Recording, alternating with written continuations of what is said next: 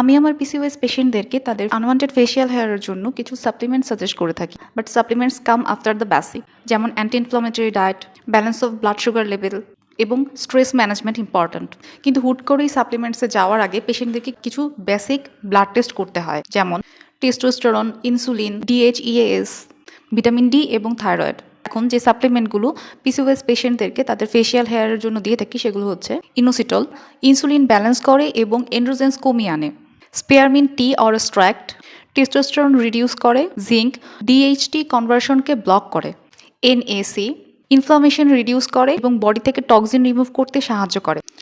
পালমিটো natural DHT blocker হিসেবে কাজ করে। ভিটামিন ডি হরমোনাল ব্যালেন্স ঠিক রাখে। এই সাপ্লিমেন্টসগুলো যদি পেশেন্ট প্রপার ডায়েটের সাথে কম্বাইন করে কন্টিনিউ করেন তাহলে মোটামুটি 3 থেকে 6 মাসের মধ্যে একটা ভালো রেজাল্ট আশা করা যায়। এতে তাদের পিসিওএসটাও কন্ট্রোলে চলে আসবে এবং আশা করা যায় ফেশিয়াল হেয়ারের সমস্যাও চলে যাবে। কিন্তু যে কোনো সাপ্লিমেন্টস নেওয়ার আগেই চেষ্টা করবেন কোনো প্র্যাকটিশনারের সাথে আলোচনা করে প্রয়োজনীয় ডোজ এবং রেশিও মেনটেন করে নেওয়ার, যাতে এটা প্রপারলি বডিতে কাজ করতে পারে।